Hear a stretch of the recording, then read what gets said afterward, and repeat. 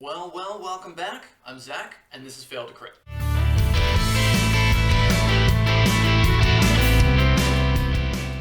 This video will be going over Chapter 1 of the Frostmaiden in a series I call Let's Run.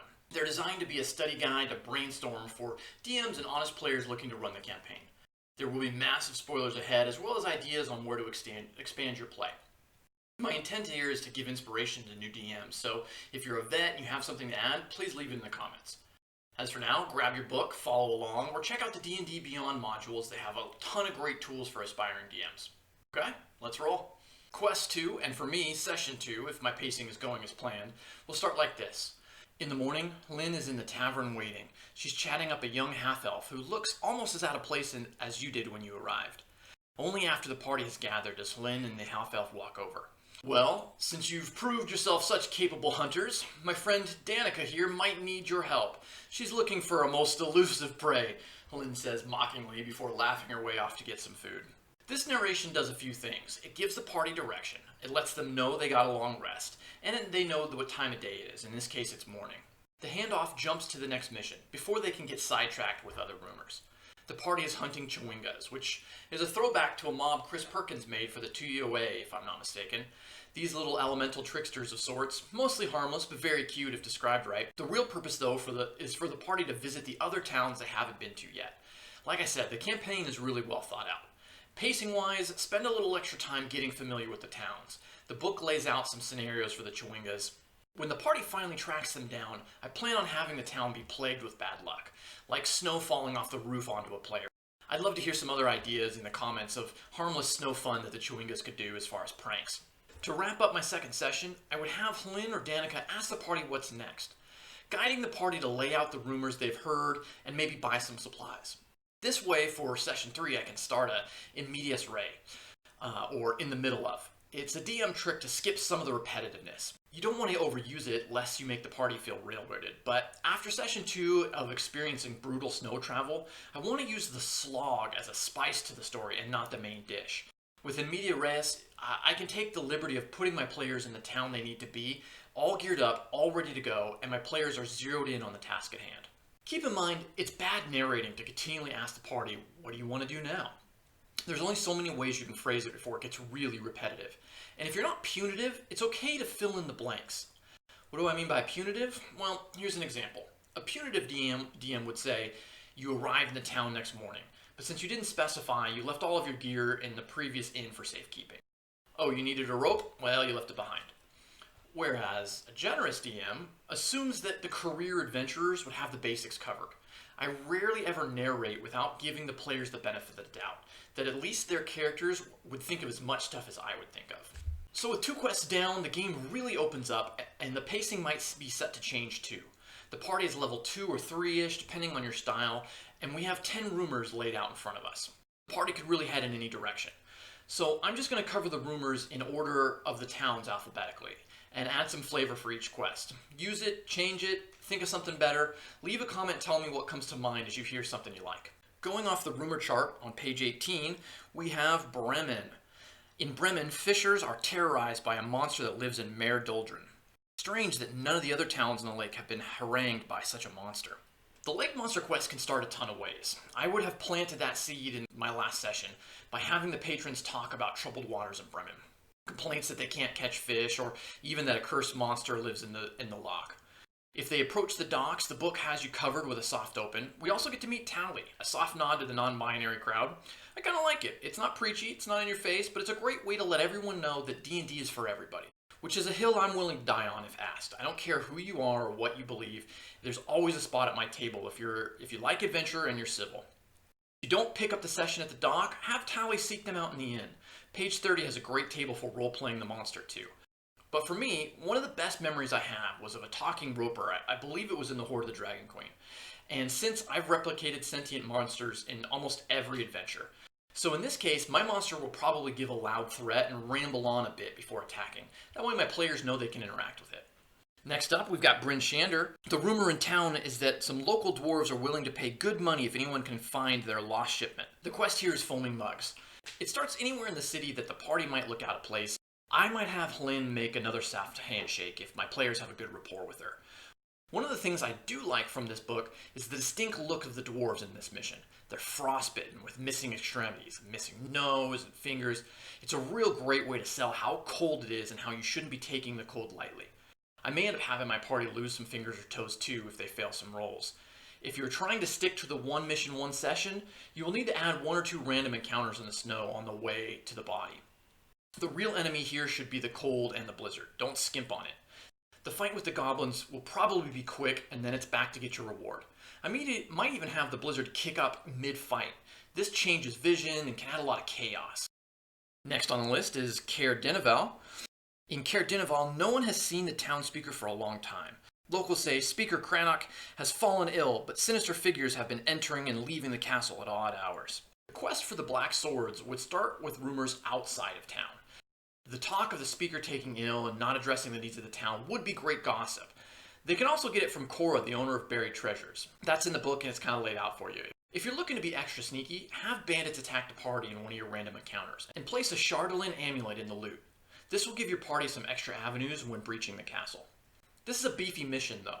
I might have the party be given the runaround till they're 4-ish, just to be safe, and there's a lot here, so I might break it up into 2 sessions. One thing I would take your time with is the soothsayer Helthrin. Having her give visions of the party's triumphs and failures can be very powerful. I've seen you rush to fight Zardoc. Rush to your death is more like. But I've seen you, seasoned by the trials of Icewind Dale, battle-hardened and triumphant over Zardoc's broken corpse. You get the idea, but you want to subtly hint that they should get some levels without table-topping. And if your party has been fighting every room to get here, this might be a good spot for a cliffhanger. Save clearing the rest of the keep for your next game. In Caer Konig, the local establishments are beset by vandals and thieves that skulk about unseen. The town speaker, a dragonborn named Trovus, could really use some help catching at the interlopers. As far as this quest goes, it's pretty straightforward assault on a hideout. Great looking artwork, and I like the tactical option here for the Duergar. This is one I would really do a lot of pre-game prep for. Work out a strategy for the mobs before game. Make it feel like they have home turf advantage. Take your time with the combat. Have the mobs pull back, hide, wait for reinforcements. With the Duergar as the main enemy in chapters 3 and 4, this will be good practice for how they fight. It's very important for the fight to feel different, and the mobs would know how to fight, so you should know how to fight with them. In Dugan's Hole, people live in a fear of winter wolves that haunt the outskirts of town, as big as horses they say, and smarter than normal wolves. The mission here is fantastic. 2 winter wolves holding a town of inbreds hostage. There's so much great meat on the bone to roleplay here. I love the good wolf, bad wolf scenario. I really have a soft spot for awakened monstrosities. It's a good way to keep the party from just becoming murder hobos, especially when every mob starts striking up a conversation. We also get to rescue some kobolds, which might be great party NPCs if the party doesn't murk them on sight. If they do stay on with the party, I would have them act as retainers. Let them do labor or trivial things for the party like watch the sled dogs or buy rations. Having them around for comic relief won't mess up your action economy either. In East Haven, they caught an evil wizard who killed some adventurers. The town militia plans to burn the wizard at the stake. I hear the captain of the guard is looking for adventurers to help with another task that may or may not be related. East Haven is nothing if not busy, and what a great way to showcase the town by having them walk in on a wizard being burned at the stake. If the players stop to look at the blaze, I'd be inclined to have them risk getting pickpocketed. People huddling around like that, all distracted, the thieves would be having a field day. Great way to start a session off, too. Nothing enrages the party like theft. The following investigation into the missing fishers turns into a great dungeon crawl. Not a lot I can think to add, but if you want to add a little paranoia, I would have one of the players note that hag covens are always made up of 3s. This will keep the players looking over their shoulders for a bit. Things get even more interesting when they try and sell the loot. We get 2 options here, the Cauldron Caper and the Chardolin Caper.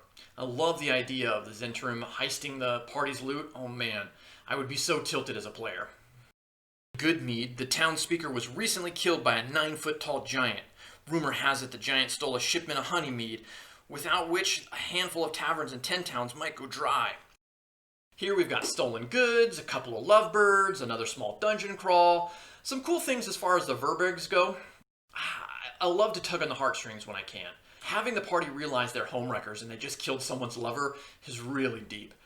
I think the cooler prospect is the offer to be a speaker of the town after returning a hero. If you're looking to get your players to be a little bit more invested, this can be a great way. Or give them a stake in the Mead game if they're able to find a better leader for the town. If we plant the seeds early and get the party bonded with 10 towns, then you will have something to lose in Chapter 4. So if the party shows interest in any of these things, I'd really lean into that. In Lonely Wood, beware the dreaded white moose. It attacks loggers and trappers on sight. The town's best hunters can't seem to catch or kill the beast. They probably could use some help. It's like Chris Perkins wrote this chapter for me. We get a murderous, evil awakened moose, we get some great random encounters, we get an awakened shrub that is just perfect for comic relief if you paint the moose as evil and vile. In Targos, a band of adventurers is planning an expedition to Kelvin's Cairn, hoping to find a Goliath lycanthrope who can transform into a polar bear. If you hurry, you might be able to join the expedition. Oh man, Targos, it's time for more heartstring tuggery. You get a dog desperate to get help for its owner, a lover whose husband has gone missing, a Yeti tyke. Man, I see so many ways this can go dark. And I would play on that family dynamic at every step. The mom Yeti protecting her young, the dad Yeti coming back with food, enraged by the slaughter of his family, if that happened that way. And don't forget the mountain. This is one of the areas where I would stretch travel out. The climb is perilous, especially if they don't have the gear. And because there isn't much fighting, your pacing in session might be a little short, so I'd fill it with some good random encounters and some extra dice checks on the climb.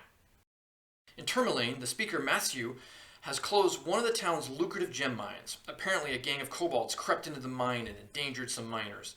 Anyone who can clear out the mine can expect to be well compensated. So, depending on the party's mission order, you might have a lot of options here. If they save the kobolds in the Frost Giant's house, this could be a way to talk with the kobolds here, peacefully negotiating or even offloading some of them.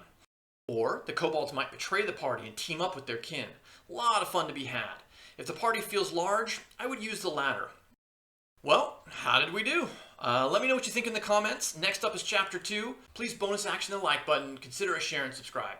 The more people who see D&D content, the more chance someone new is at your table or even starting a game.